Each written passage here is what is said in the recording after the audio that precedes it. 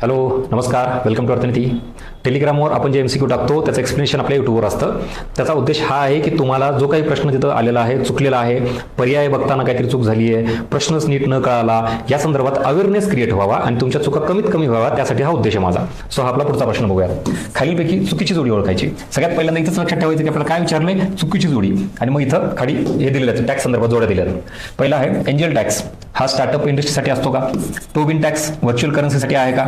Equalization levy digital सर्व्हिसेससाठी आहे का? आणि मग याच्यामध्ये चुकीची जोडी कुठली आहे? तर बऱ्यापैकी काय होतं, ह्याच्यामध्ये एक अप्रोच असा असतो विद्यार्थ्यांना, वरील सर्व हे आपण निवडायचं. मग ह्याच्यात वरील एकही नाही, म्हणजेच बऱ्याच जणांना काय वाटतं की हे बरोबर दिलेले आहेत सगळे. कधी कधी आयोग पण असं करतं ना की सगळेच योग्य देऊन टाकतं, चुकीचं नसतं काही. म्हणून मॅक्झिमम विद्यार्थी जवळपास 50%, 46% म्हणजे नियर अबाउट 50% हा वरीलपैकी एकही चुकीचं नाही. म्हणजे त्यांना असं वाटतं की हे सगळे काय बरोबर आहेत. आता ह्यांनी नक्कीच लॉजिक लावलं असेल, असं असतं जर तरवर रिझल्ट येत नाही. त्यामुळे इथं एवढे जे अडकलेत त्यांचा हा अप्रोच चुकीचा आहे. त्याच्यापैकी आता ज्यांना हे माहितच नाही एंजल टॅक्स काय, टोबिन टॅक्स काय, नथिंग, तर ते इथं जातील. पण जरा थोडंफार माहिती आहे, पण आता माहिती असून परफेक्ट माहित नाही, कन्फ्यूज की एंजल टॅक्स हा स्टार्टअपसाठीच आहे का? बरं ठीक आहे, हा आहे, त्यामुळे हे बरोबर आहे. पण आपल्याला काय विचारलंय, चुकीचं विचारलंय. आणि मग इक्वलायझेशन हा डिजिटलवर ही माहिती. आता टोबिन टॅक्स बद्दल वाचलेलं असतं त्यांनी. सो व्हर्च्युअल करन्सी नाही, फॉरेन करन्सीचं जे एक्सचेंज आहे त्याच्यावर जो टॅक्स असतो that is called as Tobin tax.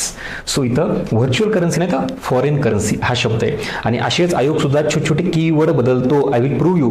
मागचं माझे पीओ अनालिसिसचे लेक्चर बघा, एक छोटाच काहीतरी शब्द बदलतो आणि डायरेक्ट उत्तर बदलतं. म्हणून वर सुपरफिशियल अभ्यास करून रिझल्ट येत नाही. म्हणून बऱ्याच विद्यार्थ्यांचा काय प्रॉब्लेम होतोय, सर अभ्यास करून मार्क का नाही येत, हे बारकावे फाइंड आउट करा ना. टेलिग्राम आपलं अर्थनीतीचं का जॉईन करा म्हणून सांगतो तुम्हाला मी. त्याचं कारण हे जे इनपुट येत ना तुम्हाला परीक्षेला लागणार आहे, हे फक्त पुस्तकातच असतात असं नाहीये. तुम्हाला वेगवेगळ्या स्वरूपात हे डेव्हलप करावे लागतात. आणि म्हणून हा अर्थनीती पॅटर्न तुम्ही फॉलो करा. तुम्हाला सुद्धा वाचताना लक्षात येईल की व्हर्च्युअल करन्सी वेगळी आहे आणि फॉरेन करन्सी ज्याला आपण म्हणतो, ह्या दोघातलाही बेसिक डिफरन्स आहे. आणि नेमका टॅक्स कशावर आहे हे सेग्रिगेशन करायला जमलं की तुम्ही जिंकले. So this is all about this question.